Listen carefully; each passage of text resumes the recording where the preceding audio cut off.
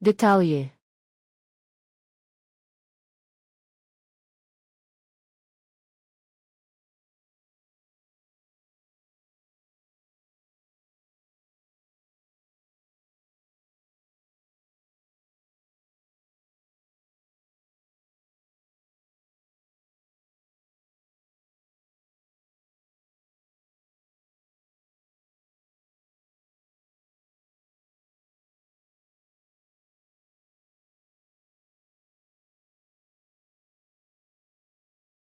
Gawain.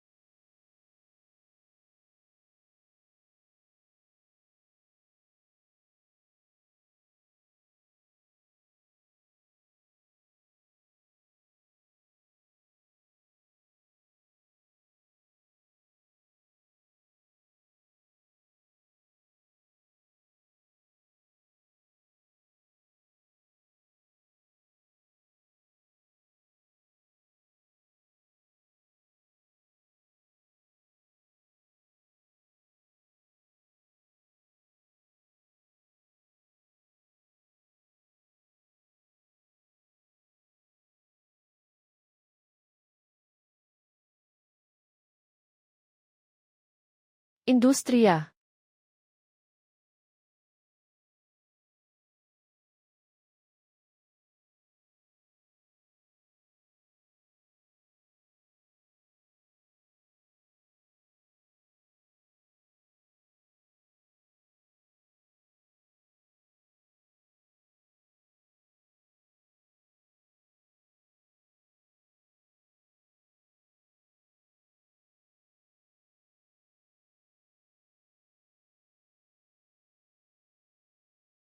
Sa.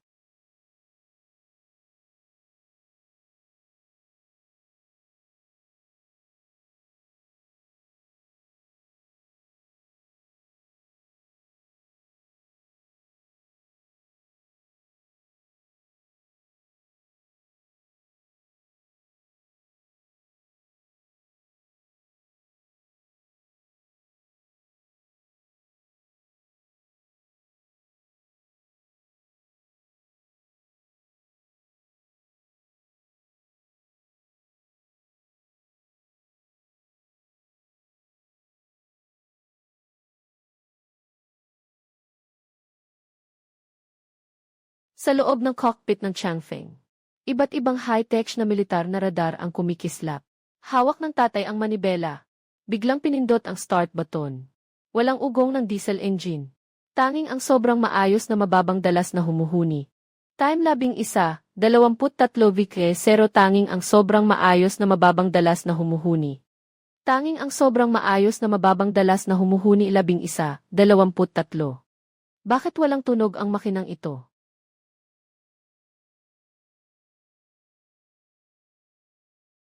Tay. Huwag mo nang alalahanin yan. Isa ki-8 huwag mo nang alalahanin yan isa. Huwag mo nang pansinin. Tingnan mo ang radar. 180-degree range guided military radar screen ay kidis di alam. 180-degree range malaking pulang alert area alaru veth tuhi alam. Malaking pulang alert area range. Ang lugar ay mabilis na lumalapit. Tsunami. Taas, 30 metro. Bilis na 800 kilometro bawat oras. Buong bilis pasulong. Tungo sa malalim na dagat. Ang buntot ng Longfeng ay nagbubuga ng asul na tail ng nuclear fusion. Ang buong barko ay sa napakabilis na. Bilis ay biglang pumutol sa mga alon. Tungo sa malalim na dagat. Na-detect ang napakalaking tsunami. Inilunsad ang holographic invisibility coating. Otomatikong binuksan ang energy shield. Isang malinaw na layer ng liwanag ang biglang bumalot sa kargamentong barko. Pagkatapos, unti-unting naging invisible ang buong barko sa ibabaw ng dagat. Nakatayo si Yao Yao sa deck. Biglang nagring ang kanyang cellphone para sa isang video call. Si Xu Hao iyon. Nakakonekta si Yao Yao. Nakakonekta si Yao Yao. Tingnan mo. Ito ang karanasan ng taong bumili ng 2 milyon. Ng pagiging winner sa buhay. I live na karanasan ng pagiging winner sa buhay. 360 degree na walang kapantay na tanawin ng dagat sa Maldives. Saan ka naman makakita ng katulad nyo? Natanging sa sirang bangka lang makakalanghap ng amoy ng isda. Ha ha ha. Ay naku, kawawa naman ang ate. Gusto mo bang magpadala kami ng seafood sa'yo? Si Yao Yao ay nakatingin sa screen na walang emosyon. Bigla. Napansin niya si Xu Hao sa video. Sa malayo sa likod, sa abot ng paningin.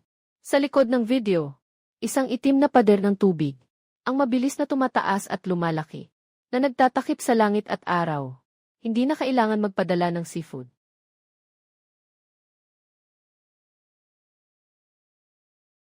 Si Xu Hao.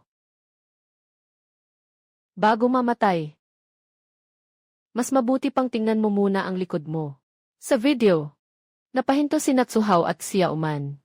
Naguguluhan silang lumingon. Isang tsunami na 30 metro ang taas, parang dambuhalang hayop. Ang papalapit. Ito. Ano to? Tulong. Biglang naging puti at itim ang screen ng cellphone. Inilagay ni Yao Yao ang kanyang cellphone. Lumingon siya at tumingin sa malayo. Ang napakalaking invisible na arko ay nasa gitna ng malakas na hangin. Matatag na tinatahak ang malalaking alon. Papalapit ito sa malalim na dagat ng katapusan. Makikita sa holographic screen. Matinding bagyo sa labas. Pero sa loob ng cockpit, sobrang kalmado. Wala man lang kahit kaunting pagyanig. Nalubog na ng napakalaking tsunami ang dating lupa. Pero ang Changfeng ay parang isang hindi matitinag na bakal na isla. Matatag na naglalakbay sa malalim na dagat ng katapusan. Pinagmamasdan ni tatay ang radar screen. Huminga ng malalim, kung hindi dahil sa barkong ito. Tayo sana'y pinang isda noon pa. Biglang lumabas ang sistema ni Yao Yao. Ng isang berdeng liwanag. Ding! Matagumpay na nalampasan ng Changfeng ang unang sakuna. Naka-unlock na ang function ng life radar. Contacts, 0 maaaring i-scan ang radius na 50 milya dagat. Kontakto mga senyales ng buhay ng mga nakaligtas. Ng mga nakaligtas. Tatay. Nanay. Maaari nang i-scan ng sistema ang mga nakaligtas. Sa katapusan ng mundo, mahirap unawain ang puso ng tao. Makatulong sa mga tao. Ngunit kailangan nating magsagawa ng pagsusuri. Sa mga mukhang hindi mabuti, hindi tayo dapat makialam. Changfeng, hindi tayo dapat makialam. Sang-ayon. May kasamang sistema ng pagsusuri ng kabutihan at kasamaan. Tanging ang mga malinis ang aming ililigtas. Nagsimula ng kumislap ang ilang mahihinang berdeng tuldok sa radar. Naghahanda si Yao Yao na utusan ang kanyang tatay na lumapit sa berdeng punto. EST, 12,000 ang radar ay kumikislap sa isang napaka-mahinang signal status. ACTI. Ang radar ay kumikislap sa isang napaka-mahinang signal. Ngunit ang sistema ay partikular na nagtala nito bilang isang espesyal na signal na dilaw. Babala. Nakatukoy ng buhay na signal ng kaugnay na tao ng host. Matagumpay ang pagkakaiba ng pagkakakilanlan, Xu Hao. Bahagyang natigilan si Yao Yao habang hawak ang tasa ng kape. Biglang naging napaka-mapaglaro ng kanyang tingin. Hindi siya namatay sa tsunami. Talagang matibay ang kanyang buhay. Sa deck ng Changfeng, ilang mga survivor na kakaligtas lang ay nakabalot sa mga kumot at umiinom ng mainit na sabaw. Nakapagligtas kami ng higit sa 10. Mga nakaligtas na may malinis na background. Kabilang dito si Tiolin na may kaalaman sa medisina. At si Chazhao na mahusay sa agrikultura. Nabuo na ang komunidad ng Longfeng. Sa ganitong paraan, masiglang hinawakan ni Tiolin ang kamay ng tatay. Samantalang si Chazhao ay tumutulong sa nanay sa pag-aalaga ng greenhouse. Maayos ang pagkakaputol. Sa maulap at maruming dagat, si Xu Hao at si Yao Man ay nakadapa, pagod at hirap. Sa isang malaking piraso ng sirang billboard. Pareho silang butot balat na sa gutom. Basag at tuyo ang kanilang mga labi. Suhaw! Ayokong mamatay! Ayokong mamatay! Suhaw! Ayoko nang mamatay! Hindi namin natuloy ang punta sa Maldives. Kailangan ko pang magutom. Tumahimik ka. Pwede bang mag-ipon pa ng lakas? Sa malayo, 3 bangka na pinagsama-samang bangka sa pangingisda at yete. Dahan-dahang papalapit ang grupo ng mga bangka na parang bangka sa paglalayag. Sa unahan ng bangka ay nakatayo ang isang tusong negosyante, na si Chen Kun. Para kay Suhaw, parang nakahawak siya sa huling pag-asa. Kumakaway siya ng todo. Tulong! May pera ako. Tulungan mo ako. Sina Suhaw at Xiao Man ay iniahon sa bangka. Nahihirapang kumain ng matigas na biskwit. Hindi ako nag-aalaga ng mga walang silbi sa barko ko. Ano ang halaga ninyo? Kuya Chen. Kaya kong gawin ang kahit ano. Magpapakaalipin ako para sa inyo. May isang tripulante na lumapit. Mahinang nagsalita kay Chen Kun. Boss, katatapos lang ng radar na makita. Sa hilagang silangan ng isang malaking anino ng barko. Ipinapakita ng radar na may malakas na alon ng enerhiya. Pero sa mata, ito ay tila nakatago. Siguradong ito ay isang high-tech na cargo ship. Biglang huminto si Suhaw sa pagmuya ng biskwit. Ang kanyang mga pupil ay biglang sumikip. Nakatagong. Mataas na teknolohiya. Hindi ba iyon ang sirang barko ng patay na batang babae? Tumingin si Chen Kun sa mapa ng dagat. Nakatitig ng masidhi. May kasakiman sa kanyang mga mata. Kung makukuha lang namin ang nakatagong barko na iyon, kami na higit sa 100 tao ay hindi na kailangang magutom araw-araw. Sayang, hindi ko alam kung anong lakas ng kalaban.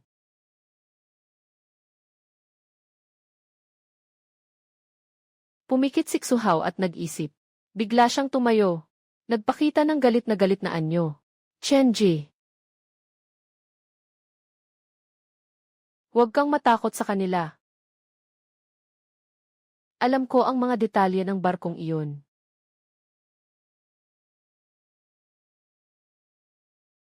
Kilala mo ba?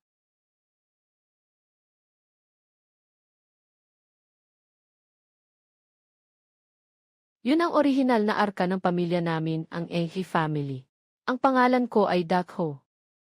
Ako ang lehitimong tagapagmana. Pero ang masama kong kapatid na si Dayo.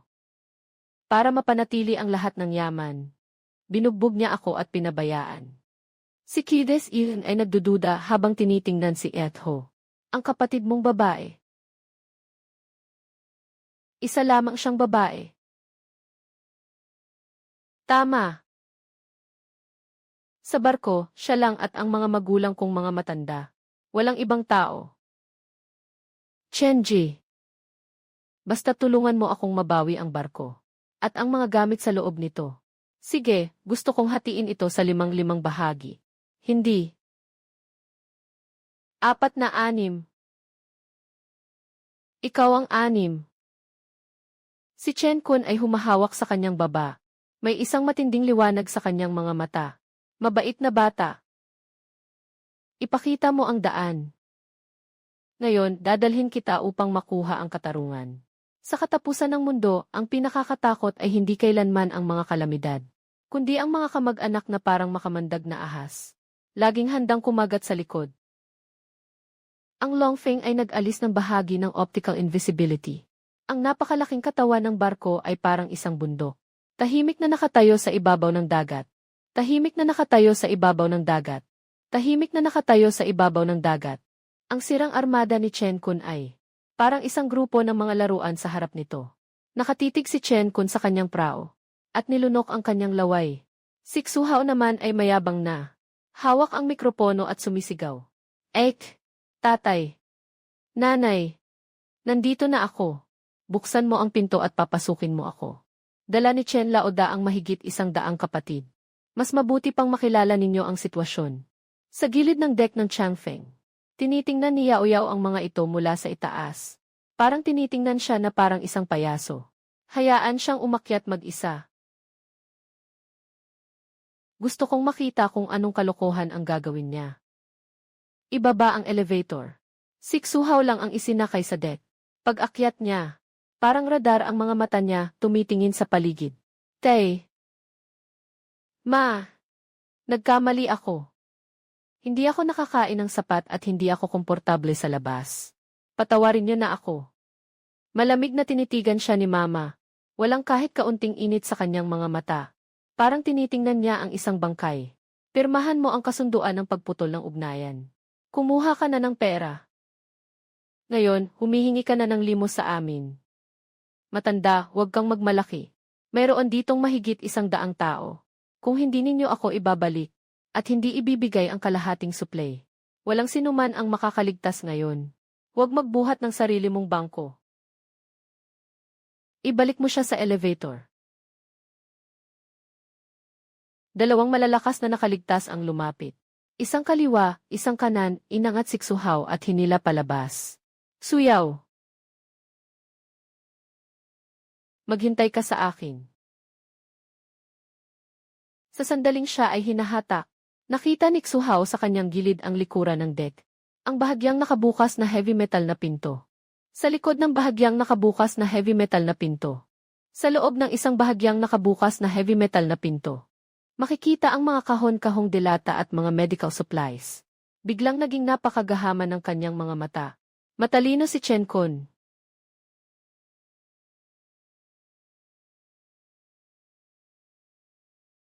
Pagkakita niya sa kapal ng armor ng Changfeng, iniwan na niya ang ideya ng sapilitang pagkuha. Humiling ka na may kababaang loob na gamitin ko ang banayad. Ang tubig ay pinalitan ng mga nakolekta nilang gasolina. Si Chen Kun ay puno ng ngiti. Ibinigay ang listahan. Si Yao Yao ay walang pakialam na tinitingnan ito. Isang anino ang maingat na umiiwas sa patrol. Pumasok sa loob ng Longfeng. Si Xu ito.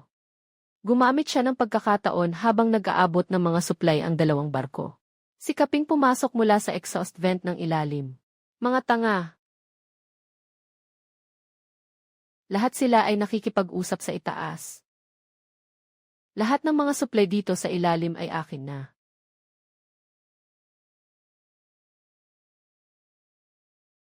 Binuksan ni Xu ang bahagyang nakabukas na heavy metal na pinto. Pumasok siya sa supply cabin. Nang bumukas ang ilaw ng supply cabin, ganap na nagulat si Xu. Nakatayo ang mga istante, napuno ng mga nakatumpok na self-heating na pagkain. Mga kawali, imported na dilatang karne. Dehydrated na gulay, mga kahon ng antibiotics. Yaman na yaman na.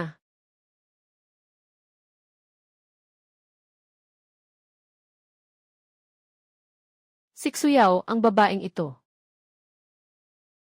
ay nagtagong ng napakaraming magagandang bagay. Hinubad ni Xu ang kanyang jacket at ginawa itong bag. Parang nawalan ng katinuan, nilalagay niya ang mga mamahaling dilata at gamot sa loob. Pati bulsa ng pantalon niya, punong-puno na. Habang sakim siyang naghahanda, nakunin ang isang kahon ng antibiotics. Alarm! May iligal na pagpasok sa cargo bay. Aktibo na ang otomatikong depensa. Isang malakas na pagsabog. Agad na nalock ang metal na pinto ng supply cabin. Ang pulang alarm light ay nagliliyab ng mabangis. Si Xu ay natakot at napaupo sa lupa. Lahat sa deck ay nagulat sa tunog ng alarma. Nagbago ang kulay ng mukha ni Chen Kun. Akala niya iatakihin ni Yao Yao. Huwag kang magpanik, Boss Chen. May isang daga na pumasok sa barko. Sistema. Dalhin ang tao dito. Dahan-dahang umakyat ang holographic lift sa gitna ng deck. Si Xu ay nakalok sa isang malinaw na pader ng depensa. Hawak ang isang malaking pakete ng mga lata. Nakalat ang mga gamot mula sa kanyang bulsa. Sobrang kahiya-hiya na talaga. Si Chen Kun at ang mga tripulante sa ibaba ay napatitig sa eksenang ito. Lahat sila ay natulala. Hindi pagkakaintindihan. Ek! Nandito ako para tulungan kayong suriin ang mga gamit. Boss Chen. Sabi mo siya ang tagapagmana ng barkong ito. Ako ang nagpatalsik sa kanya. Hindi ba?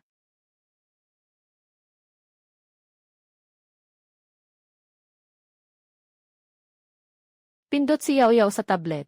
Ang holographic projection ay agad na lumitaw sa hangin. Sa video, si Xu ay walang pag-aalinlangan na pumirma. Para sa 2 milyong yuan na pondo para sa paglalakbay. at nagmamalaki pang nagmura. Huwag kayong lumuhod at humingi ng tawad sa akin sa hinaharap. Naging gulo ang buong lugar. Agad na naging kulay atay si Chen Kun. Naramdaman niyang ginagawang tanga siya.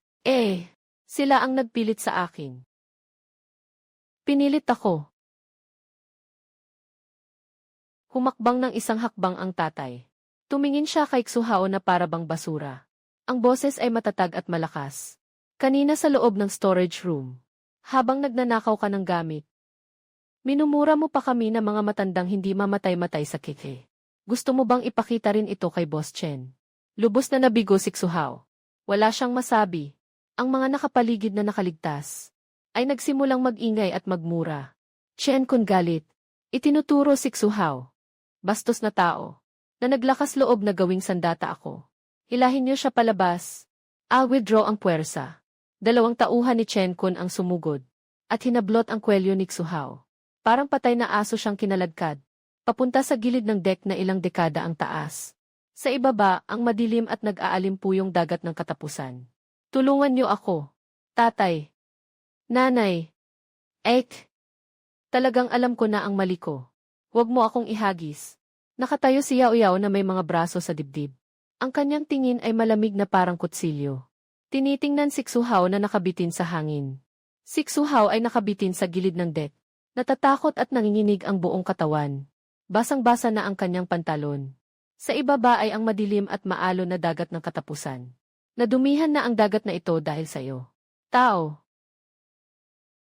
Ihagis ang ulo na ito kasama ang kanyang babae sa maliit na bangka.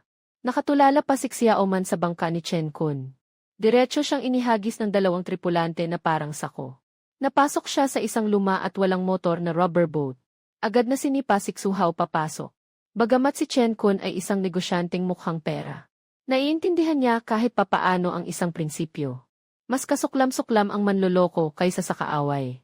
Nag-iwan siya ng isang kahon ng malapit ng mag-expire. Na biskwit at 2 bote ng tubig. Bilang paminsan-minsang bigay sa pulubi. Lumingon si Chen Kun. At nagpakita ng alanganing mukha kay Yao Yao. Kabagang pero magalang ng ngiti. Boss Xu. Napatawa ka namin. Ituloy natin ang transaksyon kanina. Sa hinaharap sa dagat na ito. Kung may kailangan ka sa amin, huwag kang mag-atubiling magsabi. Maligayang pakikipagtulungan.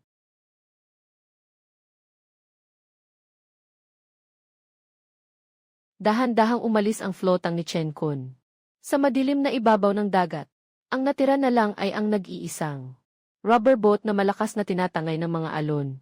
Sa maliit na bangka, basang-basa si Xiao Man.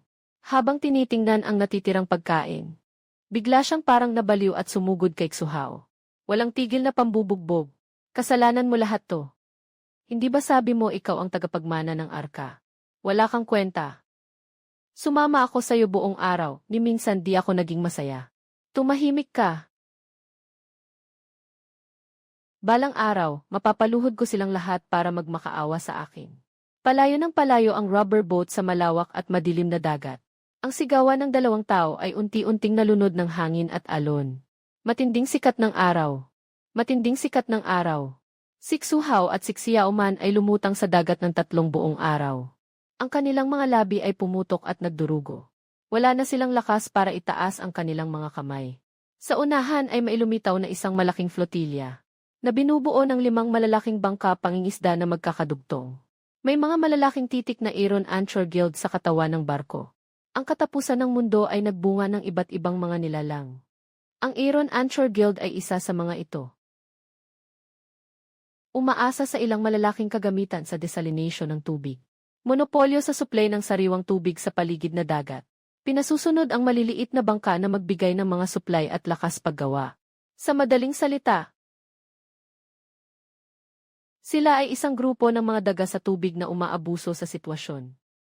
Inyahon si Xuhao at Xiao Man sa deck. Parang mga asong gala silang nakadapa sa sahig, dinidilaan. Ang tubig tabang na ibinuhos ng iba sa deck. Isang lalaking mataba, puro taba ang katawan. May makapal na gintong kwintas sa liig, lumapit. At inapakan ang kamay ni Xuhao. Si Fatty Liu ito. Hindi ako nagpapalakas ng inutil sa barko ko.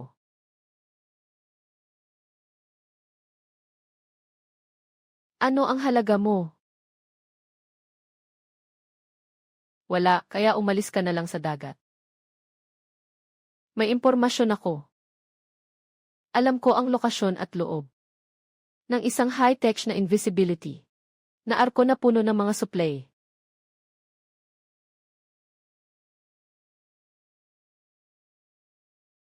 Si Fat Liu na dati ay walang pakialam, ay biglang tumigil ang tingin. Dahan-dahang ipikit ang mga mata niyang puno ng kasakiman. Si Pao Liu lumuhod. Hinawakan ng baba ni Xu Hao. Oh! Sabihin mo, kung manloloko ka sa akin, paghihiwa-hiwain kita para gawing pamingwit. Ang loob ng Longfeng ay parang isang utopia sa dagat. Luntian ang greenhouse, puno ng buhay. Sa 3 linggo mula nang mapalaya si Xu Hao, umabot na sa 50 ang permanenteng residente ng Changfeng. Si tatay ang namamahala sa mekanikal na teknolohiya. Si nanay ang nag-aalaga sa greenhouse agriculture.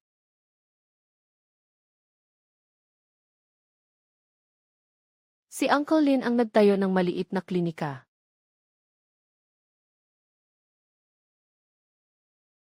Ang mga hydroponic na gulay ni Tita Zhao ay may sariwang ani araw-araw. At ako ay may isang responsibilidad lang gumastos ng pera. Si Yao Yao ay nakaupo sa swivel chair ng control room. Naka-cross legs habang tinitingnan ang system panel. Ang host ay gumastos ng internal points para makakuha ng batch ng antibiotics. Katumbas ng 30,000 yuan sa market value. Na-trigger ang 100-fold cashback. 3 milyon ay nailipat na sa ibang dimension. Basta't ang komunidad ay tumatakbo.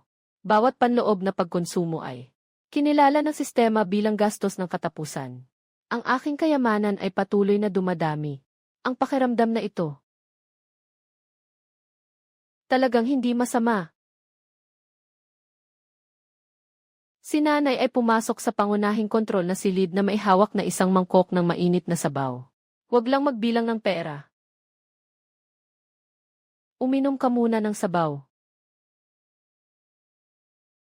Nanay. Pinapalakas ko ang ating yaman dito. Bigla. Nagliwanag ng asul ang panel ng sistema. Lumitaw ang bagong interface ng radar. Na-unlock na ang modulo ng babala sa lagay ng panahon sa dagat. Babala. Nakatukoy ng maraming barko na hindi pangkaraniwan sa hilagang silangan. Na sistematikong pinutol ang mga ruta ng palitan ng supply sa dagat. Tatay. Pumunta ka sa pangunahing kontrol na silid. May mga tao sa labas na gustong pisilin tayo. Isang sirang-sirang bangka na pinilit na makalapit sa Longfeng. Ang kapitan ay nakaluhod sa bow ng barko. Humihingi ng tawad na parang may sinasaktan. Boss Xu. Tulungan mo ako. Ang Iron Anchor Guild ay pinutol ang lahat ng kalakalan ng sariwang tubig sa paligid.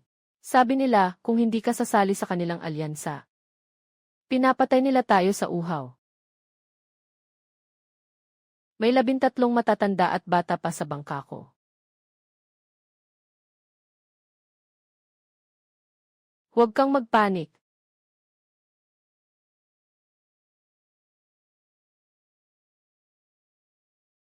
Umakyat ka muna sa bangka at uminom ng tubig. Ipaliwanag mo ng maayos ang sitwasyon. Ang tawag ng Iron Anchor Chamber of Commerce sa ganitong taktika ay paglilinis ng paligid. Una nilang pinutol ang tubig para malagay sa desperadong kalagayan ang mga kalapit na flotilya. Pipilitin silang maging mga vassal. Isang layunin lamang ang mayroon ang magtipon ng sapat na mga barko upang harangin ang Longfeng. At ang nag-isip ng ideyang ito. Alam kong kahit nakapikit ako kung sino ito. Si Xu Hao ay nagbihis ng malinis na damit, nakatayo sa tabi ni Fat Liu, na may ngiti ng tagumpay ng matalino. Si Xiao Man ay nakaluhod sa sulok habang naghugas ng mga pinggan. Tinatawag siya ng mga tauhan ni Pangit Liu. Si Xu Hao ay hindi man lang siya tiningnan. Kuya Liu, kailangan lang putulin ang supply ng tubig. Yung mga maliliit na bangka ay kailangan kayong paglingkuran. Sa oras na iyon, 20 bangka ang mag-aaligid sa Longfeng. Kahit na bakal ang katawan niya. Kailangan mo ring ibigay ang mga supply. Magaling, bata. May isip. Kapag natapos na ang lahat, kukuha ka ng isang bahagi mula sa mga bagay sa barko. Salamat, Kuya Liu.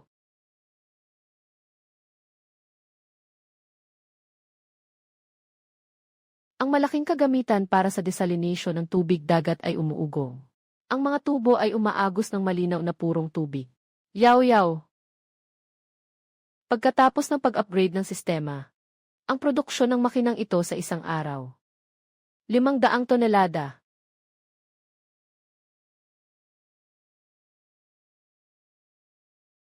Kahit lahat ng tao sa barko ay maligo araw-araw, hindi pa rin maubos. E di huwag na lang maligo. Gamitin na lang para ipukpok sa plato. Anong ibig mong sabihin?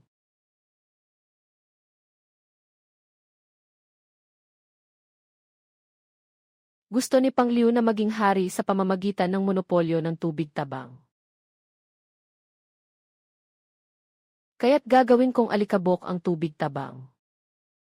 Ang bagay na walang halaga sa araw-araw.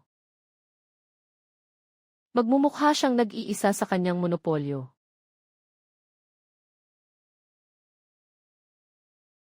Si Yao Yao ay mabilis na pumasok sa silid ng radyo.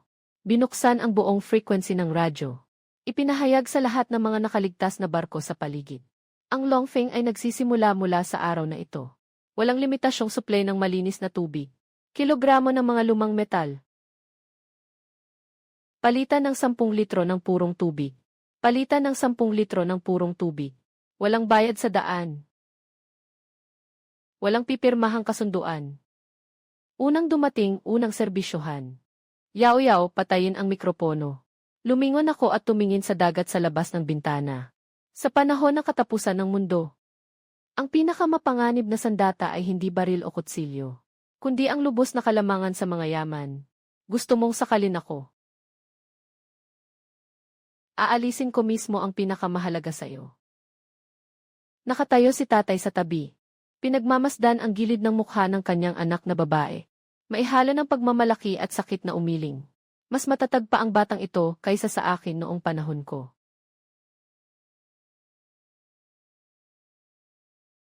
Sa ibabaw ng dagat, madilim at masikip.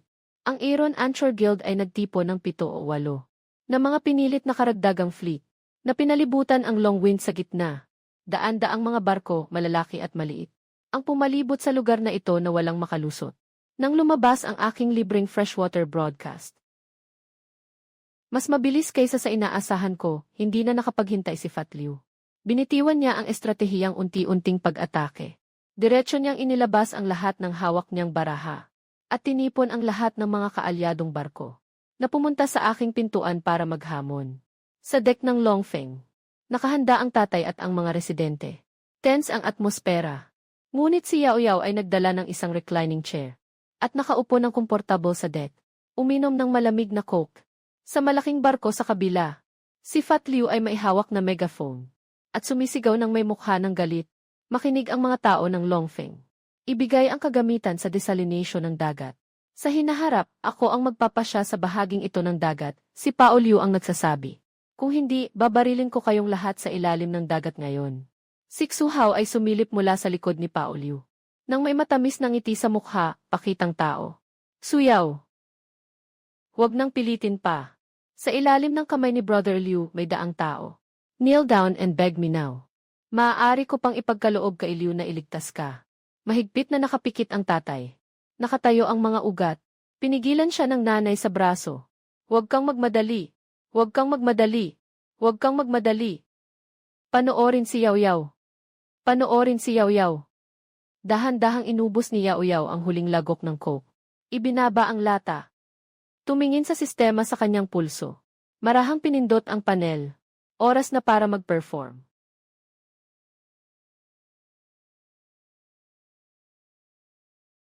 Walang putukan. Walang alitan. Bigla. Ang bawat barko sa pinagsamang fleet. Ang mga walkie-talkie at loudspeaker. Sabay-sabay na naglabas ng nakakabinging tunog ng kuryente. Lahat ay nagulat at tumingin sa kanilang hawak na kagamitan sa komunikasyon. Ang sound wave communication function ng sistema. Maaaring sa pilitang kontrolin ang mga komunikasyon ng lahat ng elektronikong kagamitan sa loob ng 10 milya. Akala ni Fat Liu na ang dami ng tao ay lakas. Ngunit nakalimutan niyang isang bagay. Ang mga tao sa ilalim niya. Hindi sila mga tapat na tagasunod. Lahat sila ay mga biktima na walang magawa. Mga biktima. Dokumento. Imediam lihim na aklatan ng Aaron Anchor Guild. Lihim na aklatan ng Aaron Anchor Guild. Naipadala na sa lahat ng terminals emergency. Naipadala na sa lahat ng terminal emeroo. Naipadala na sa lahat ng terminal. Nagulat ang mga kapitan ng mga sasakyang pandagat. Habang nakatingin sa kanilang mga screen. Na malinaw na nag-scroll. Ang mga internal na account ni Pang Liu. Si Pang Liu na hayop. Noong nakaraang buwan sinabi niyang kulang ang tubig tabang at kailangan magtaas ng presyo. Kinuha ang kalahati ng ating supply ng pagkain. Ano ang nakasulat sa libro? Pinalitan niya ito ng mamahaling sigarilyo. Noong araw na nagkasakit ang anak kong babae. Humingi ako sa kanya ng 2 litro ng tubig. Sabi niya wala. Nasa ledger, malinaw na nakasulat. Noong araw na iyon, gumamit siya ng 5 toneladang purong tubig para maligo. Biglang namutla ang mukha ni Xuhao. Dahil agad na sumunod sa radyo. Ang isa pang recording. Kuya Liu. Yung mga gamit ng maliliit na bangka. Alam ko na ang listahan ng mga supplies. Bukas, ikaw ang kukuha. Ako ang magtuturo ng daan sa'yo. Pagkatapos, bigyan mo lang ako ng 20%. Lahat ng tao sa mga kasamang barko. Sabay-sabay na parang mamamatay tao ang tingin. Nakatingin sa punong barko ni Matabang Liu. Ngayon, nais na umalis sa armada ng Aaron Anchor Guild. Ang Long Wind ay nag-aalok ng 3 araw ng malinis na tubig at supply ng pagkain. Bibilang ako ng 5. 5. Hindi pa nga ako nakakaabot sa 4. Ang 6 na kaakibat na armada ay agad na nag-ikot. Ang bilog ng Aaron Anchor Guild ay nasa. Sa loob ng ilang minuto, gumuho ang lahat. Ang mga bumaligtad na barko ay hindi lamang umalis. May 2 pang direktang umatake. Para bayaran ang mga utang kay Pang Liu. Nabasag ang kanyang mga bantay na bangka. Ang mga walang saysay na tao ay pinanatili sa takot. Kapag nawala ang takot, mas marupok pa kaysa sa buhangin. Ilang buwan nang pinapatakbo ni Fat Liu ang kanyang imperyo. Pero sa harap ng isang ledger ko, hindi siya tumagal ng 10 minuto. Namutla si Fat Liu sa takot. Pati malaking barko, iniwan niya. Kasama ang 2 o 3 tauhan niya. Tumalon sa huling speedboat. At tumakas na parang baliw. Gusto ni Xuhao na sumakay sa speedboat. Pero tinadyakan siya ni Fat Liu sa dibdib. At tumilapon siya sa deck. Sisi mo, ikaw ang malas. Umalis ka. Laging malas ako kapag nandyan ka. Puno ng dugo si Xuhao. Nahihirapang bumangon. Lumingon kay Xiaoman. Xiaoman, tara. Tayo. Kasama ka. Kasama ka sa kamatayan. Umalis si Xiaoman, naglalakad ng alanganin. Tumakbo papunta sa hagdan ng Longfeng. Lumuhod ng malakas. Ate Yaoyaw, alam ko na ang pagkakamali ko. Nakikiusap ako, bigyan mo ako ng pagkakataon mabuhay. Kahit maglinis ako ng banyo o magwalis, okay lang. Hindi ko na ito kamumuhian. Tumingin si Yaoyaw kay Xiaoman mula sa taas. Tahimik siya ng matagal. Kulang ang tagagawa ng compost ang greenhouse ni Tita Zhao. Gagawin mo ba o hindi? Kahit anong trabaho, gagawin. CJ. Pero linawin ko muna. Dito sa barkong ito. Walang prinsesa. Puro manggagawa lang. Subukan mo pang magpaikot-ikot. Kinabukasan, papababain kita sa barko. Sa malawak na dagat, si Xuhao na lang ang natira. Nakaupo siya sa sira-sirang pangunahing barko ng Aaron Anchor Chamber of Commerce. Pagkalipas ng 3 buwan, isang lungsod na kalahating lubog sa tubig. Tanging ang pinakamataas na ilang gusali lang ang. Ang mga rooftop ng gusali ay lumilitaw sa ibabaw ng tubig. Parang mga hiwalay na isla. Yaoyaw. Ang komunidad ng Changfeng ay patuloy na umuunlad. Akala ko noon na yung lobo. Ang kapatid ko ay namatay na sa dagat. Pero nakalimutan ko ang isang bagay, ang ipis. Ay laging ang huling mawawala sa mundo. Sa ilalim ng tubig, pinipigilan ni Xuhao ang kanyang hininga. Habang naghahanap ng mga gamit sa isang nalubog na pamilihan. Malalim ang kanyang pisngi. Nakatayo ang kanyang mga cheekbone. Ngunit ang kanyang mga mata ay mailigaya ng isang mabangis na hayop. Hinila niya mula sa isang waterproof safe. Ang ilang kahon ng compressed biscuits at ilang mga tuol. Lumutang sa ibabaw ng tubig at lumangway patungo sa bubong. Sa bubong, ilang kapwa na lugmok na mga palaboy ang lumapit. Bro how? Magandang ani ngayon ah. Ano namang maganda? Anong silbi ng mga ganito? Palaboy Gili. Howje? Nandito na tayo ng isang buwan. Ano ang susunod na gagawin? Susunod.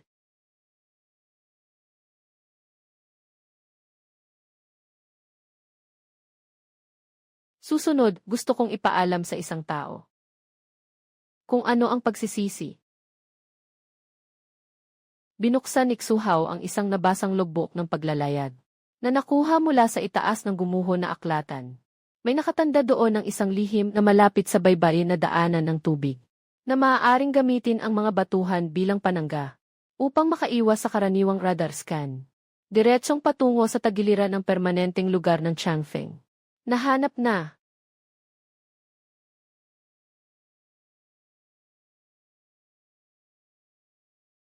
Ang lugar ng dagat kung nasaan ang Changfeng. Biglang naging kakaibang kulay ubi itim ang langit. Ang hangin sa dagat ay mula sa pag-ungol naging matinis na hiyaw. Kahit ang makapal na bakal na pader ng arka ay bahagyang nanginginig. Lahat ng warning lights sa main control panel ay sabay-sabay na nagliwanag ng nakakasilaw na pula.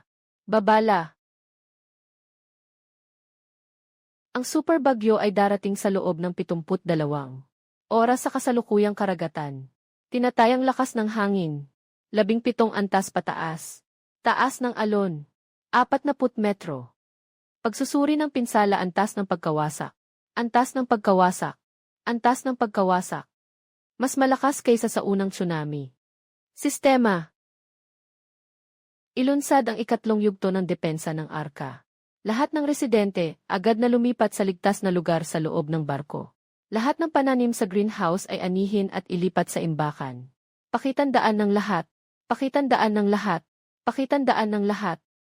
Ito ay hindi isang pagsasanay. Lahat ay dalhin ang emergency kit. Magtipon sa Zone E sa loob ng 15 minuto. Pinatay ang ilaw sa loob ng Longfeng. At pinalitan ito ng orange na alert mode. Ang mga residente ay mabilis at maayos na lumipat sa inner cabin. Makikita sa kanilang mga mukha ang tensyon. Pero walang nagpanik o nag-aatubili. Sa mahigit 3 buwang pagsasanay sa komunidad, alam nilang lahat kung ano ang kanilang gagawin. Akala ko noon na ang pinakamalaking kalaban ngayong gabi ay ang langit. Nagkamali ako. Nang kinumpirma ni Yao Yao ang lahat ng depensa, na ang sistema ay tumatakbo sa buong lakas. Biglang lumitaw sa panel ng sistema ang ikalawang alarma. Ang tunog nito ay mas matinis at mas nakakabingi kaysa sa babala ng bagyo. Pang-emergency na babala. 3 bagay ang nadetect sa blind spot ng side radar. Isang hindi kilalang target ang mabilis na lumalapit. Distansya. 3 dagat na milya. Pagsusuri ng kaaway napakataas. Biglang itinaas ni Yao Yao ang kanyang ulo. Matigas ang kanyang mga mata na nakatutok sa holographic na screen. 3 pulang liwanag ang sumusunod sa isang napakahirap na daanan ng mga batuhan. Tahimik na lumalapit sa gilid ng Changfeng. Fang siyang 1,200 tahimik na lumalapit sa gilid ng Changfeng. Futo, tahimik na lumalapit sa gilid ng Changfeng. Fang Shai, 200 Sa gitna ng malakas na bagyo, 3 bangka na gawa sa lumang yero. Parang 3 makamandag na ahas na dumadaan sa batuhan. Sa unahan ng bangka, si Xuhao, suot ang sira-sirang raincoat. Lubog na lubog sa ulan. Mahigpit na nakahawak sa isang homemade na bomba na gawa sa pataba at diesel. Nagniningning ang kanyang mga mata sa liwanag ng kidlat. Nag-iilaw ang mga ito ng baliw na liwanag. Tila ba tinutulungan ako ng langit? Habang may bagyo, bingi ang inyong radar. Buburahin ko ang inyong ilalim na bahagi. Para lahat kayo'y maging pagkain ng isda. Suhaw, talagang hindi ka matututo hanggat hindi ka nakakaranas ng masama. Ang super bagyo ay dumating. 12 oras ng mas maaga kaysa sa inaasahan. Nagtataas ng mga higanting alon na 40 metro ang taas. Ang malalakas na hangin ay umuungal na parang mabangis na hayop. Suhaw, nag-iisip ka ng mga plano. Nais sanang samantalahin ang takip ng bagyo para sa isang ambush. Ngunit malinaw na wala siyang ideya tungkol sa pagkawasak ng isang bagyong ganito kalakas. Sa harap ng kalikasan, ang kanyang balak ay parang isang biro. 3 sirang bangka ni Suhaw ay kakatapos lang umalis sa ligtas na lugar at hindi pa malapit sa Longfeng. Biglang nawasak, agad na naging pira-piraso ang speedboat. 2 palaboy ang sumisigaw habang nahihigop sa ilalim ng dagat. Si Suhaw ay mahigpit na yumakap sa isang piraso ng lumulutang na labi ng billboard na matinding lumulutang sa ibabaw ng alon. Tulong!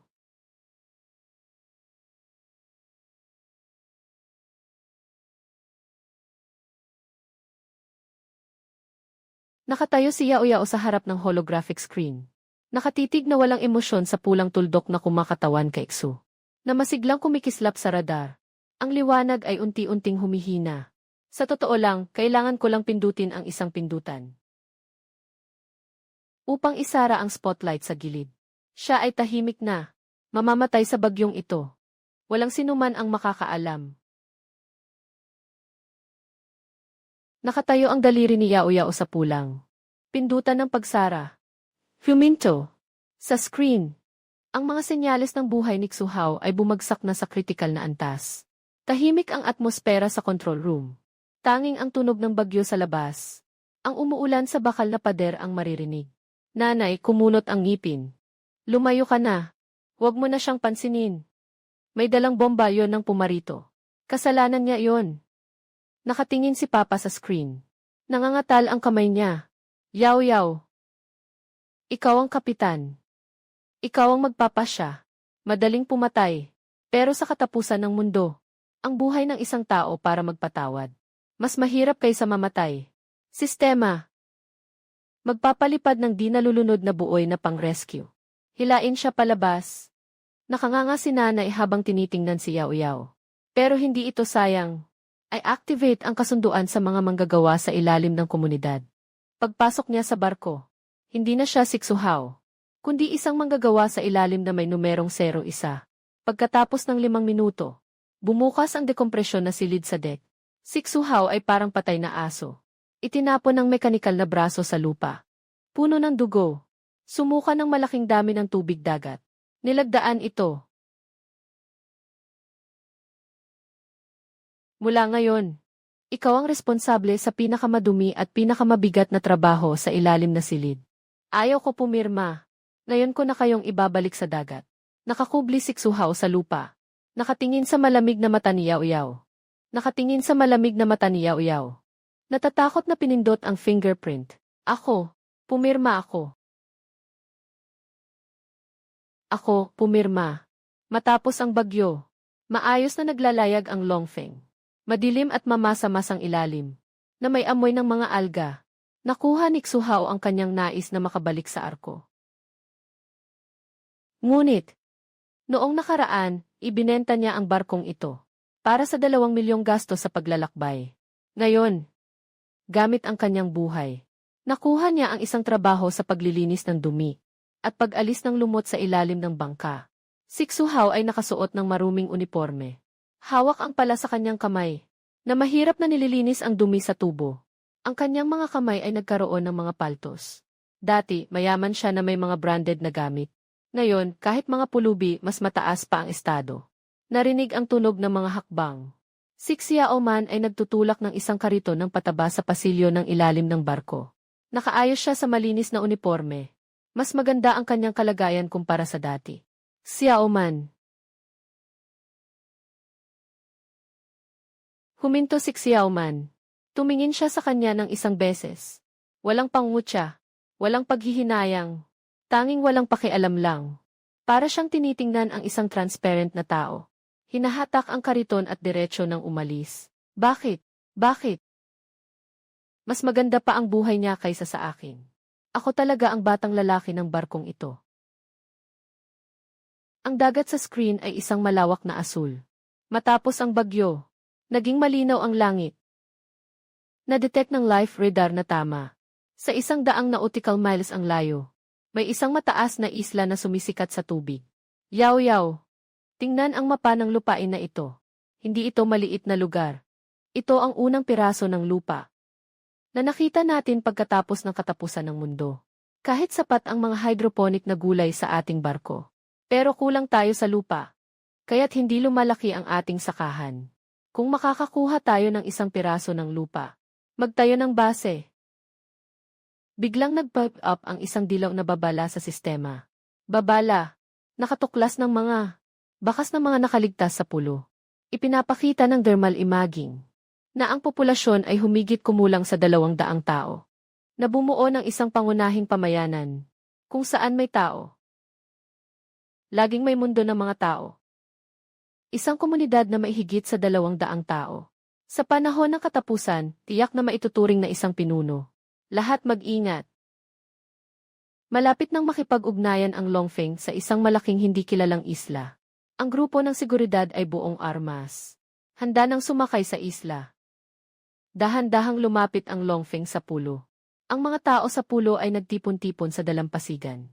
Na nagulat habang tinitingnan ang malaking halimaw ng bakal. Si Yaoyao ang namuno sa pagbaba ng barko.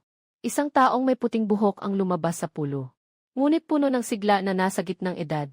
Kasama niya ang isang batang may matalas na tingin. Naabala sa pagtingin sa paligid. Maligayang pagdating.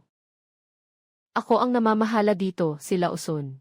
Hindi ko akalain na may ganitong karangyaan na barko sa mundo. Tawagin mo na lang akong Suyaw. Son, hindi tayo magbabalat kayo. Kailangan natin ng mga pananim sa lupa. Kailangan ninyo ng malinis na tubig at medikal na tulong. Mag-usap tayo tungkol sa kooperasyon. Si Uncle Son ay isang taong matulungin. Pero yung kasama niya na si Ajay, sa mata ng Longfeng parang isang gutom na lobo na nakakita ng karne. Sa likod ng mga tao, si Xuhao na nagdadala ng mga kalakal, nakasuot ng baseball cap. Nakababa ang ulo. Nang itinaas niya ang kanyang ulo, tama siyang nakatagpo ng mapaghimagsik na tingin ni Ijay. Bagamat hindi sila nag-usap, ngunit ang kanilang mga mata ay nagtagpo sa hangin. Sa isang kakaibang sandali, may isang tao na nahuhumaling sa barkong ito. Dumating na ang aking pagkakataon. Sa gitna ng gabi, may isang dim na lampara lang sa imbakan. Nakatayo si Xuhao at si Ajay magkatapat. Isa kang tagalinis ng banyo. Sinasabi mong kaya mong ayusin yung babae na may apelyidong Xu sa taas. Siya ang tunay kong ate. Yung barkong ito ay sa akin talaga. Tumingin si Ajay nang bahagyang nakataas ang kilay. Malinaw na nagulat siya. Pagkatapos ay nagpakita siya ng interesadong ngiti. Jai. Kawili-wili. Paano mo gustong makipagtulungan? Yung tamad na sila Uson. Nasa ganitong magandang isla. Pero araw-araw tayong pinapahirapan. Magtatagal din at papalitan ang may-ari ng isla na ito. Walang dapat ipag-alala ang matanda. Ang pinakamalaking lakas ni Xuyaw ay ang Longfeng. Ng otomatikong sistema ng depensa at kalasag. Alam ko kung paano ito patayin. Biglang lumiwanag ang mga mata ni Ijay. Jai, basta't kaya mong patayin ang kalasag ng 3 minuto.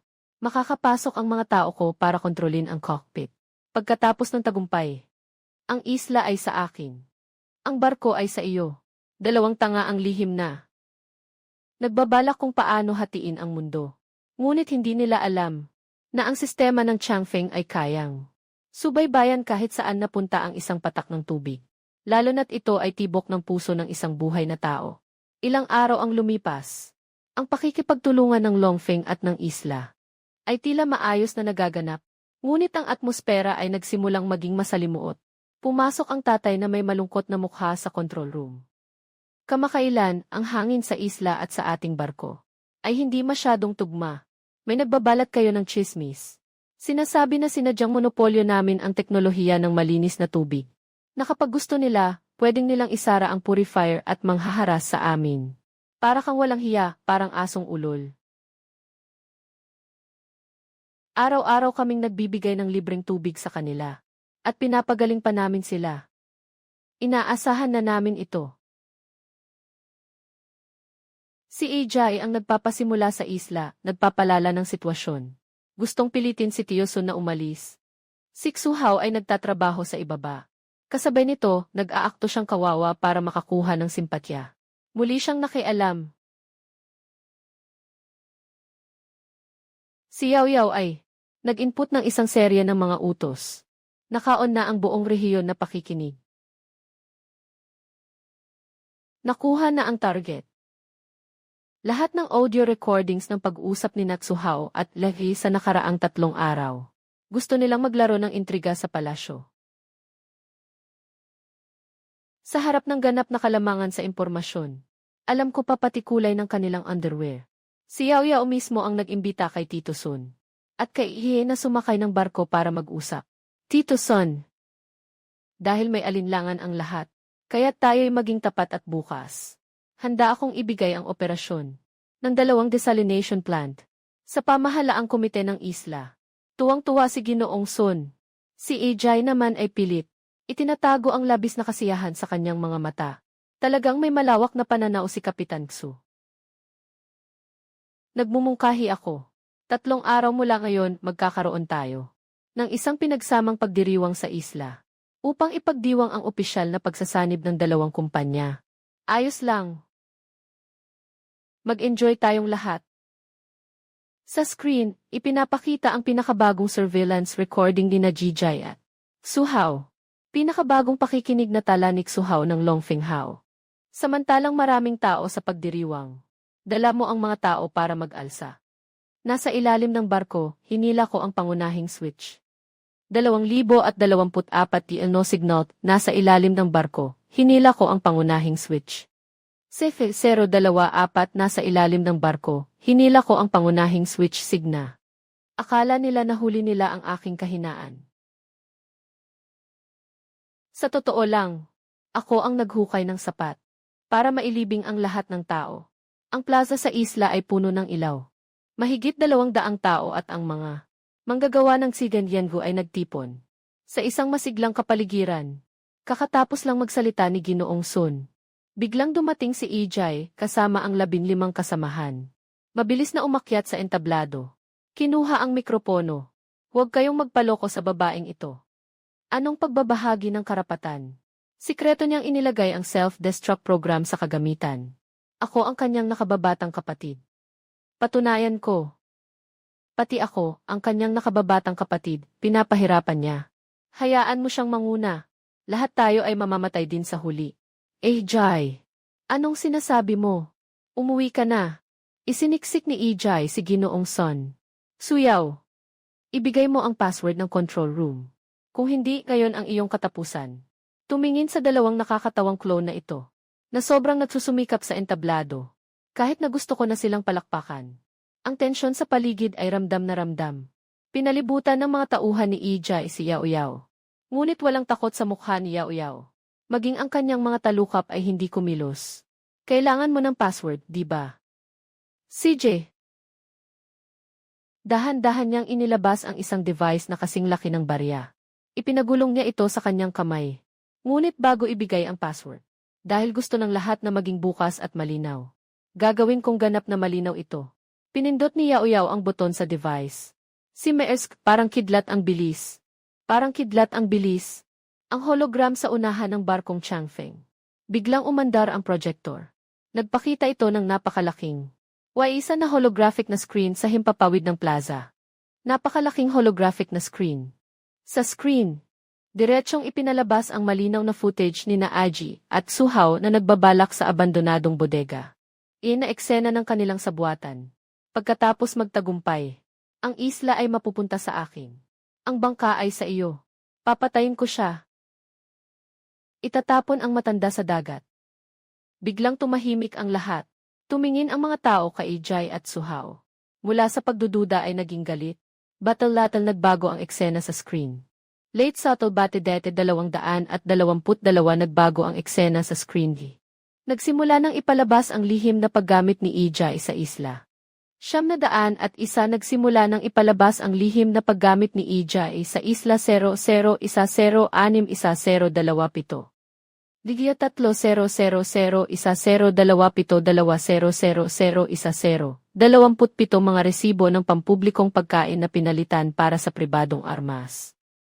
100010 2751.500 mimi mga resibo ng pampublikong pagkain na pinalitan para sa pribadong armas di 230010211000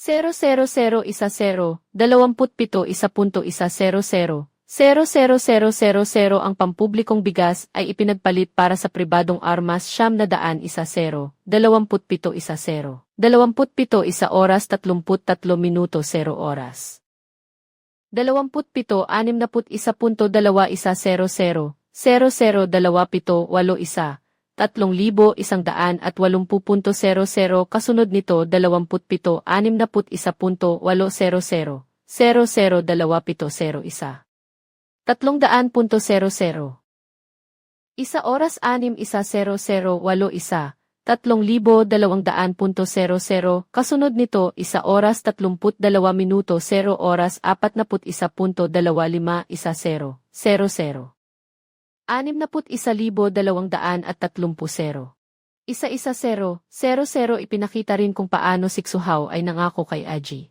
13,110,007 nangako na pagkatapos ay parurusahan ang mga hindi sumusunod na taga-isla 43,001. 13,413,005 nangako na pagkatapos ay parurusahan ang mga hindi sumusunod na taga-isla 1,200,013,410,005. Nangako na pagkatapos ay parurusahan ang mga hindi sumusunod na taga-isla. 1,400,000 lahat ay itinapon sa dagat para pakainin ang isda. Ito ay pek. Ito ay synthesized. Ate nagkamali ako. Ang mga galit na taga-isla at ang mga manggagawa ng Changfeng ay dumagsa sa entablado. At mahigpit na pinalibutan sina Jijay at Suhao. Nagsimula na ang paglilitis. Dinig ang ingay ng tao sa plaza. Galit na mga taga-isla ang pumapalibot kay Ijay. At Suhao sa entablado. Ang mga sigawan at pagmumura ay nag-umpugan. Tahimik muna tayo. Tahimik muna tayo. Sa araw na ito, hindi dapat ako lang ang magpasya. Si Ginoong Sun ay naglakad papunta sa entablado na may galit na mukha. Isang sipa ang ibinigay niya sa baril ni Ijay. Dinala kita mula sa dagat. Parang tunay kong anak. Ganito mo ako pinasalamatan. Si Ijay ay nakadapa sa lupa. Walang masabi. Nagmumungkahi ako, bumoto ang lahat. Magpasya kung paano haharapin silang dalawa. Mga tauhan ng Tsiganyan at mga residente ng isla. Isang boto bawat isa. Makatarungan at patas. Hindi ako magiging tagapagpatay. O isang banal na tao. Hayaan ang lahat na gumawa ng kanilang sariling desisyon. Mas mabigat ito kaysa sa anumang parusa. Nagsimula ang botohan sa pamamagitan ng pagtataas ng kamay sa mismong lugar. 3 pagpipilian. Panatilihin at baguhin, permanenteng pagpapatalsik, agarang kamatayan. Panghuling resulta, Yijay. Permanenteng pagpapatalsik. Agad na ipatupad. Palayasin. Ngunit bibigyan ng isang buo at maayos na bangka. At 30 araw na pangunahing suplay. May mga hindi sumasang-ayon. Na sumisigaw kung bakit pinapayagan si Xu na mabuhay. Dahil may mga bumoto para dito. Sa likuran ng tao, tahimik na ibinaba ng tatay ang kanyang nakataas na kamay. Pulang-pula ang mga mata. 30 araw, 30 araw. Gabi bago ang pagpapaalis. Ang simpleng selda ay may isang maliit na bintanang bakal. Ang liwanag ng buwan ay tumatama sa sahig na semento. Si Xu ay nakayakap sa sarili sa isang sulok. Niyakap niya ang kanyang mga tuhod at tulala. May narinig na mga yabag sa labas ng pinto. Matagal na tumayo si Papa sa harap ng pinto. Tumagal iyon hanggang sa napalitan na ng ibang gwardiya ang nagbabantay sa pintuan. Sa wakas, bumukas ang pinto. Pumasok si tatay. May dala siyang waterproof na bag. Tay! Tay! Tay! Tay! May laman itong set ng mga gamit para sa pagkukumpuni ng bangka. Isang manual sa paglalayag. At isang garapon ng atsara na ginawa ng nanay mo. Si Mama. Siya. Handa pa rin siya. Pinapasabi niya sa'yo ang isang bagay. Huwag ka nang manakit ng ibang tao. Lubos na nabali si Xuhao. Malakas siyang umiyak. Lumuhod siya at niyakap ang binti ng tatay niya. Tatay, nagkamali ako. Talagang nagkamali ako. Pwede mo akong saktan o murahin. Huwag mo akong paalisin. Tumingin ang tatay sa kanyang anak, na minsang pinabayaan niyang lumipad. Nanginginig ang kanyang mga labi. Sa huli, isang pangusap lang ang sinabi. Tatay, mabuhay ka. Huwag nang makasakit pa. Binuka ni tatay ang kamay ni Xuhao. Lumiko siya at umalis sa silid. Sa sandaling isinara ang bakal na pinto sa likuran. Nakatagilid si tatay sa pader ng pasilyo.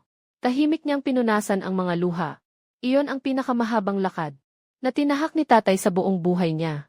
Mula sa pintuan hanggang dulo ng pasilyo. Wala pang 20 metro. Inabot siya ng 10 minuto sa paglalakad. Madaling araw. Luncheon at sariwa ang greenhouse ng Changfeng. Si Xiao Man ay nakasuot ng work uniform, na may kasanayan sa pag-aalaga ng mga kamatis sa hydroponic na sistema. Ang kanyang mga galaw ay mabilis na parang nagtrabaho na siya sa bukirin buong buhay niya. Matapos mapatalsik si Xuhao, akala ko si Xiao Man ay magagalit at iiyak, o kahit nasusunod sa kanya. Pero wala siyang ginawa. Nagpakita lang siya sa umaga. Sa greenhouse tulad ng dati. Ng kalahating oras ng mas maaga. Si Tia Zhao ay nagdala ng isang tasa ng mainit na tsaa. At inabot ito kay Xiao Man. Xiao Man. Ang batch na ito ng mga kamatis ay ikaw ang nag-alaga. Mas maganda pa ang tubo kaysa sa mga itinanim ko. Tia Zhao. Huwag niyo po akong purihin. Mahina pa po ang kakayahan ko. Kailangan ko pa pong matuto. 3 buwan lang ang nakaraan, hindi ko pa alam paano humawak ng pala. Ngayon, marunong na akong mag-grafting. Ganyan talaga ang tao. Kung handang magtiis, makakabangon. Nang araw na iyon, sa hapon. Nang araw na iyon, sa susunod na taon. Nagdaos ng buwan ng pulong sa bulwagan ng komunidad. Si Xiao Man ay kusang nagtaas ng kamay at tumayo. Ate Yaoyaw. At mga tito at tita. May gusto akong sabihin. Dati, sumama ako kay Xuhao. At gumawa ng maraming bagay na nakasakit sa inyo. Naging sakim ako sa karangyaan. Tamad at mahilig kumain. Nagkalat pa ako ng masamang salita tungkol sa inyo sa likod ninyo. Hindi ko na ipapaliwanag o idedepensa ang mga ginawa ko. Mali talaga ako. Tahimik na ang lobby. Lahat ay nakatingin sa kanya. Ngayon sa harap ng lahat. Ako ay opisyal na humihingi ng tawad. Mula ngayon, patunayan ko ang aking sarili sa pamamagitan ng mga aksyon. Si Yao Yao ay nakasandal sa sandalan ng upuan. Tahimik sa loob ng ilang segundo. Pagkatapos ay nagsalita. Hindi ko malilimutan ang mga nakaraan. Ngunit ang iyong pagsisikap ngayon ay nakikita ng lahat. Sa wakas ay tumulo ang luha ni Xiao Man. At siya ay muling yumuko ng malalim. Biglang kumislap ng asul na liwanag ang sistema ni Yao Yao. Ding! Nakatuklas ng bagong signal mula sa malaking pamayanan ng mga nakaligtas na 500 kilometro ang layo. Napakataas ng lakas ng signal. Tinatayang populasyon, mahigit 500 tao. Sa holographic na mesa ng conference room, ay ipinapakita ang mapa ng karagatan sa paligid ng 500 kilometro. May 3 maliwanag na ilaw na kumikislap dito. Bukod sa barkong Changfeng at isla ni Uncle Son. May 2 bagong natuklasang malalaking pamayanan. Kapitan, kinumpirma ng ipinadala nating drone na may isang pamayanan sa oil platform. Mga 300 tao. Sa direksyong timog, may isang isla ng bulkan. May hindi bababa sa 200 tao roon. Kasama tayo at si Uncle Son dito. 4 na pamayanan, aabot na sa mahigit 1,000 ang lahat. 1,000 tao. Bago ang katapusan ng mundo. Ito ay populasyon ng isang komunidad lamang. Ngunit pagkatapos ng katapusan ng mundo, ito ang magiging apoy ng sibilisasyon. Mayroon akong mungkahi, bumuo ng isang federasyon sa dagat. Apat na pamayanan na may kanya-kanyang pamamahala. Ngunit nagbabahagi ng teknolohiya, nag-ugnayan ng mga bagay. Yaman at nagkakaisa sa koordinasyon ng depensa. Huwag gawing isa lang ang nangingibabaw. Huwag gawing malakas ang kumakain sa mahina.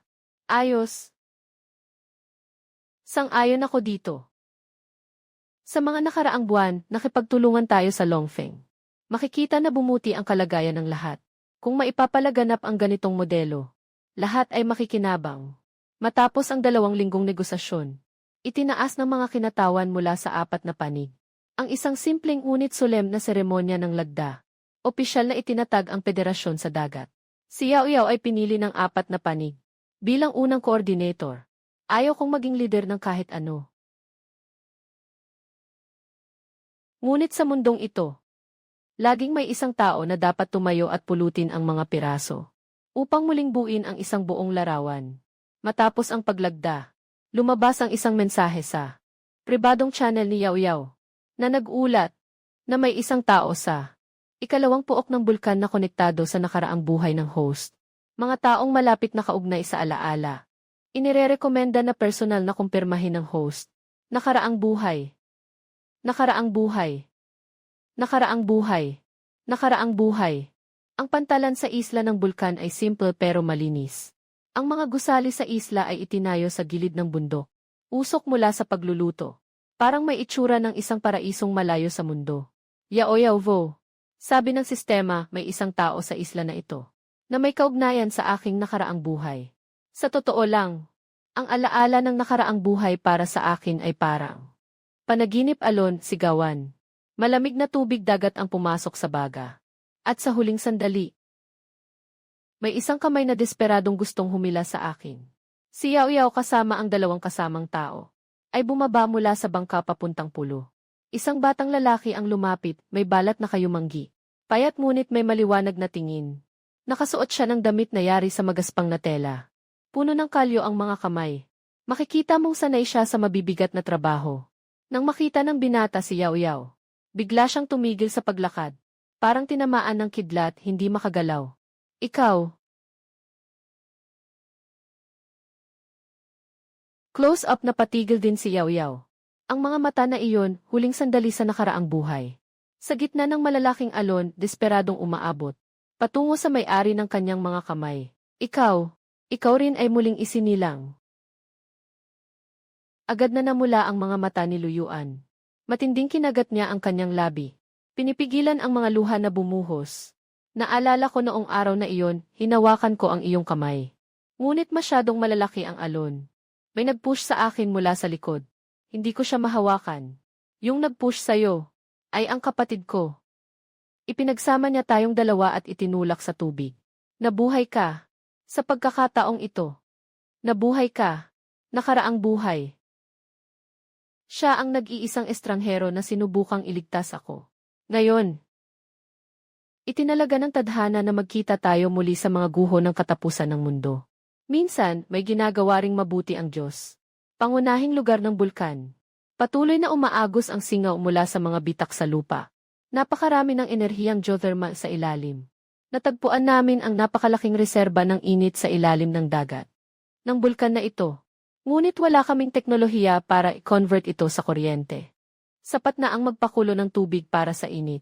Hindi na namin kayang gawin ang mas komplikado. Ang nasa ilalim ng inyong mga paa ay isang natural na nuclear power station.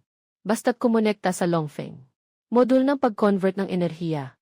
Nakatukoy ng mataas na densidad ng geothermal na enerhiya. Kung ikokonekta sa arkong sistema ng enerhiya, maaaring makumpleto ang ika-4 na yugto ng pagtalon na pag-upgrade. Pagkatapos ng pag-upgrade, makakakuha ang Changfeng ng halos walang hangganan na malinis na supply ng enerhiya. Dinala ng tatay ang teknikal na koponan araw-araw. 2 linggo kaming nagtrabaho ng walang tigil gabi at araw. Naglatag kami ng linya sa pagitan ng isla ng bulkan at ng barkong Changfeng. Nagtayo kami ng underwater na pipeline para sa enerhiya. Tapos na. 50 beses na mas malakas ang output ng enerhiya kaysa dati. Ngayon, hindi lang tayo. Kahit ang buong federation, hindi maubos ang enerhiya. Mayroon na tayong walang hanggang enerhiya. Nagbago na ang lahat. 10 beses na ang dami ng desalinated na tubig dagat. Lahat ng greenhouse ay na-upgrade na sa full spectrum na pagtatanim. Nagsimula pa silang mag-test run ng maliliit na linya ng industrial na produksyon. Sa unang pagkakataon, natikman ng mga residente ng federasyon ang mainit na tinapay at sariwang katas ng prutas. Sa Kongreso ng Federasyon, inilahad ni Yao Yao ang plano ng pag-convert ng geothermal energy. Ang pangunahing teknolohiya ay ibinabahagi sa lahat ng miyembro ng federasyon sa pamamagitan ng open source. Walang anumang hadlang para sa sinumang komunidad ng federasyon. Walang inilalagay na anumang sagabal. Talagang kapareho ka ng nasa alaala ko. Paano? Yung taong karapat-dapat iligtas. Biglang lumabas ang isang mensahe sa system panel ni Yao Yao. Bigla itong nag-pop up. Ang kanyang ngiti ay biglang nag-freeze. Mabilis na ulat ng buhay mula sa radar. Napakababa ng signal ng buhay. Koordinado. 300 kilometro sa hilagang kanluran ng Federasyon, isang isla. Tinatayang natitirang oras ng buhay. Hindi higit sa 48 oras. Ang rescue boat ng Federasyon ay nasa isang maliit na isla. Natagpuan si Xuhao sa isang liblib na isla ng mga batong burol. Matagal nang sira at nawasak ang kanyang maliit na bangka. Tanging kalahating katawan ng bangka ang nakatihaya sa buhanginan. Tumalon sa isla ang mga miyembro ng search and rescue team. Natagpuan nila si Xuhao sa lilim ng isang bato. Ang mga larawang ipinadala ng search and rescue team ay nagpatahimik sa lahat. Nakapulupot si Xuhao sa ilalim ng bato. Payat na hindi na makilala ang itsura. Kitang-kita ang bawat tadyang. Bitak-bitak at nagbabalat ang mga labi. Ang balat ay sunog at nagbalat ng ilang ulit. Sa tabi ay nakakalat ang ilang kinain ng niyog. Mga balat at isang sirang lata na pang-ipon ng tubig ulan. At hininga. Dali, ilagay sa stretcher. Dali, sa stretcher Avini. Avini, dali, sa stretcher. Ang rescue speedboat ay bumalik agad sa Changfeng. Si Xuhao ay dinala sa klinika. Si Uncle Lin at ang kanyang team ay nagmadaling magligtas. 3 araw ang lumipas. Sa wakas, iminulat ni Xuhao ang kanyang mga mata. Nakahiga siya sa malinis na kama ng ospital. May nakatusok na gi sa katawan. Nakatingin ng walang kibo sa kisam. Nakatayo si tatay sa upuan sa tabi ng kama. Tahimik na nagbabalat ng mansanas. Tay, nasaan tayo? Tay, nasaan tayo? Tay, nasaan tayo? Federasyon ng Medikal na Tanggapan. Inutusan ka ng kapatid mong babae na iligtas ka. Tahimik na dumaloy ang luha ni Xuhao sa kanyang tainga.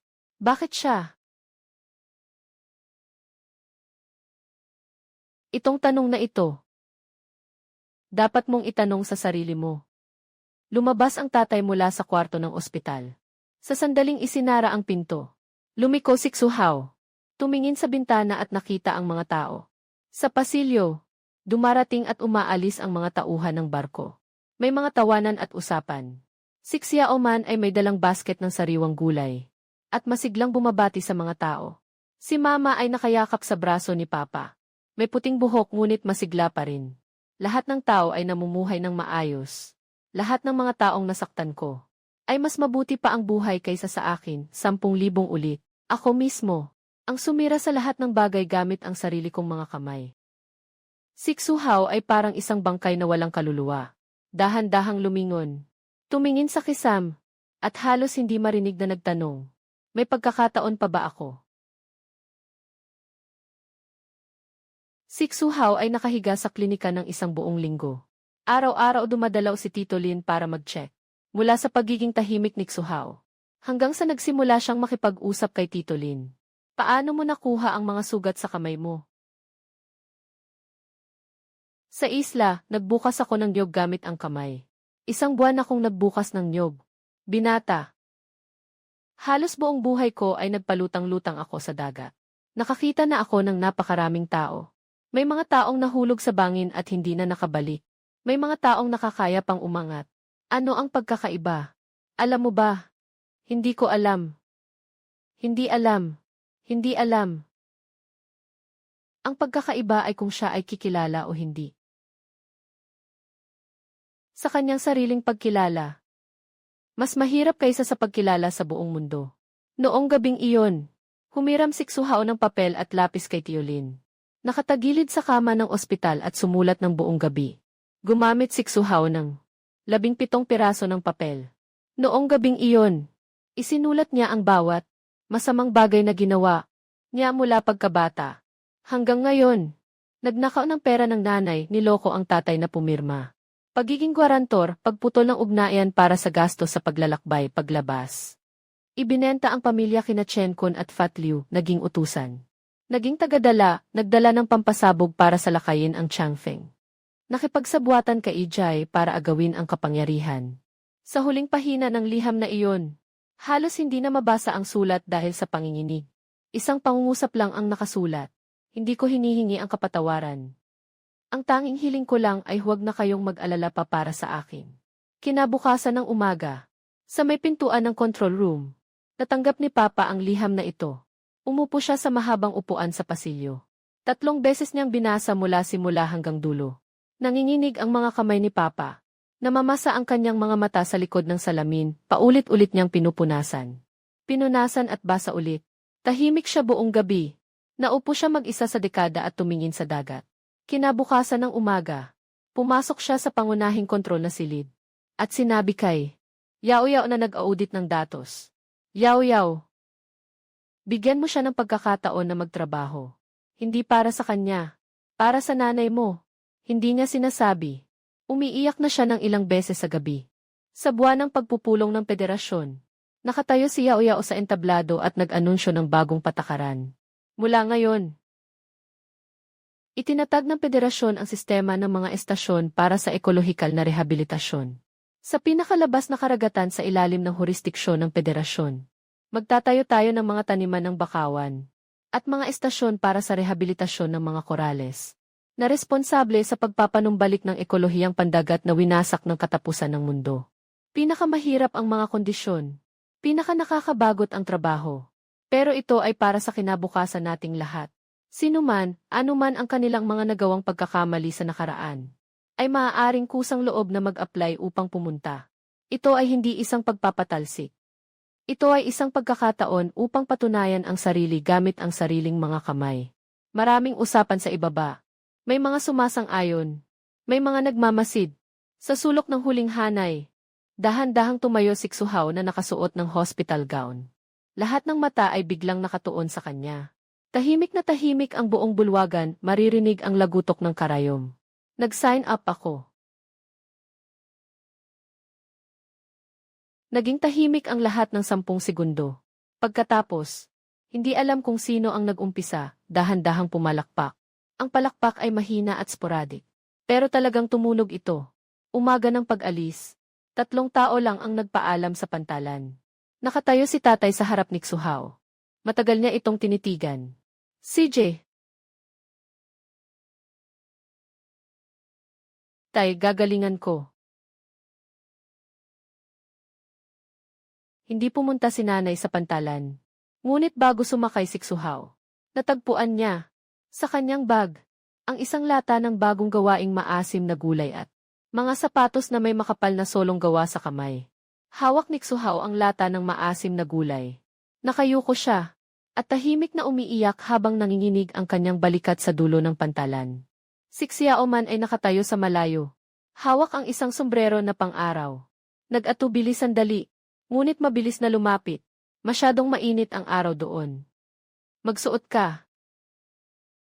Salamat. Salamat.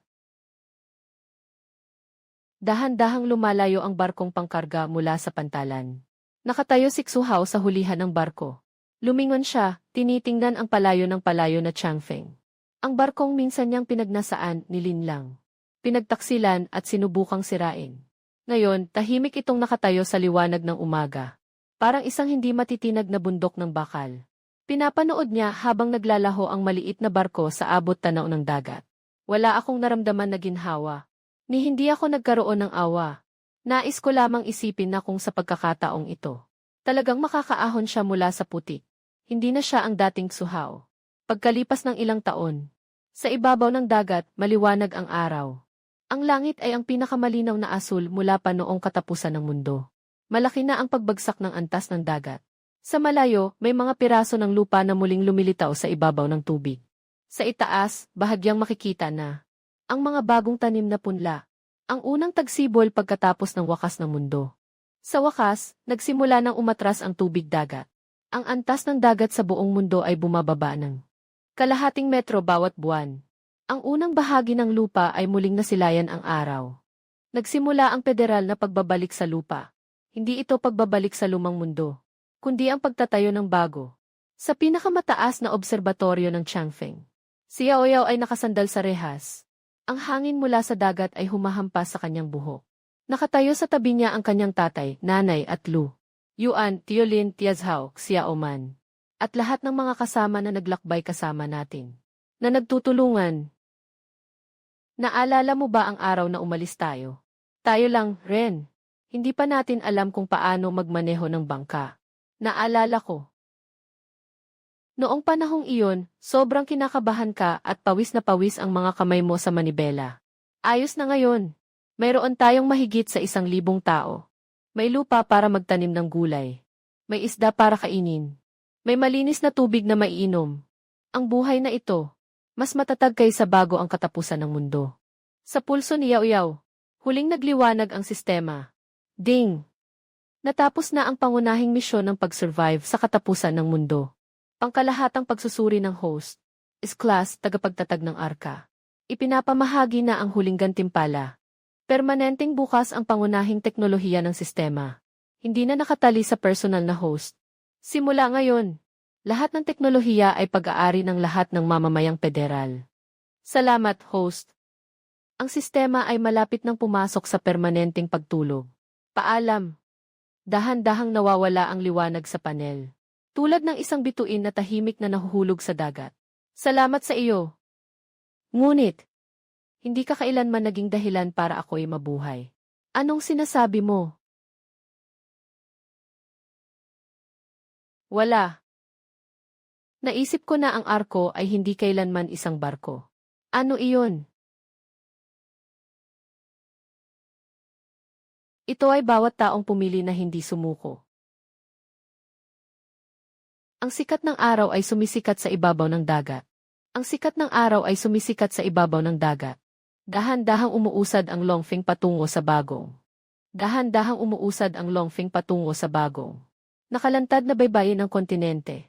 May mga tawanan, awit, at mga sigaw ng mga bata sa deck.